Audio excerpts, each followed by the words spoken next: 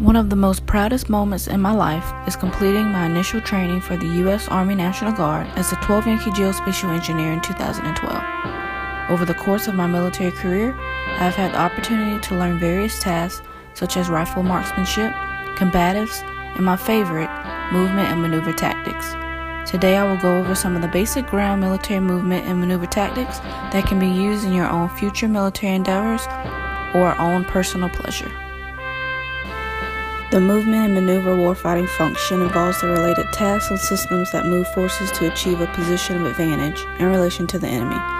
It is also the means through which commanders concentrate combat power to achieve surprise, shock, momentum, and dominance.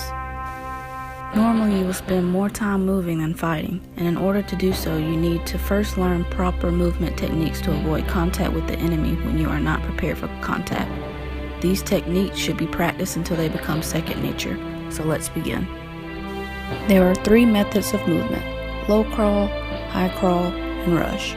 Low crawl gives you the lowest silhouette. You can use it to cross areas where the concealment is very low and enemy fire or observation prevents you from getting up. The best way to low crawl is by keeping your body flat against the ground with your firing hand grasping your weapon at the upper sling swivel. Let the front hand guard rest on your forearm and let the weapon butt drag on the ground. High crawl lets you move faster than the low crawl and gives you a low silhouette. Use this crawl when there is good concealment but enemy fire prevents you from getting up. Keep your body off the ground, resting on your forearms and lower legs. Cradle your weapon in your arms and keep its muzzle off the ground. To move, alternately advance your right elbow and left knee, then your left elbow and right knee. Rush is the fastest way to move from one position to another. Each rush should last from 3 to 5 seconds as it keeps enemy machine gunners and or riflemen from tracking you. The rush is done by moving for a couple of seconds and then dropping/sliding down to cover. Always try to hit the ground behind some cover, and before moving, pick out your next covered and concealed position and the best route to it.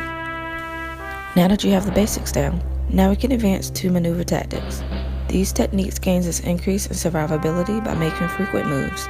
To make the best use of this ability, soldiers must be well trained in various movement techniques and different types of terrain. These maneuver tactics are best performed while moving in a platoon. To begin the maneuver tactics, first you need to be familiar with the 4 basic formations: column, wedge, box, and line. Column has the squad set up in a straight column and provides good security, facilitates control, deployment, and rapid movement. Wedge, which places the squad in a V formation, permits excellent fire to the front, facilitates control, and provides good protection for the point of contact. Box is more difficult to maintain than the wedge, as the squad movement has to maintain a square, but it also provides the best protection for the POC and provides all-around firepower coverage.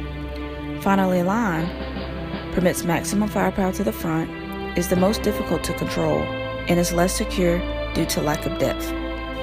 So now that you have the basic movement and maneuver tactics down, you are officially ready to enlist in the armed forces or can guarantee to be the life of the party if you share your new learned techniques to your peers. Also, there are many other techniques and tactics that can be added on, so don't stop here. So get out and get moving.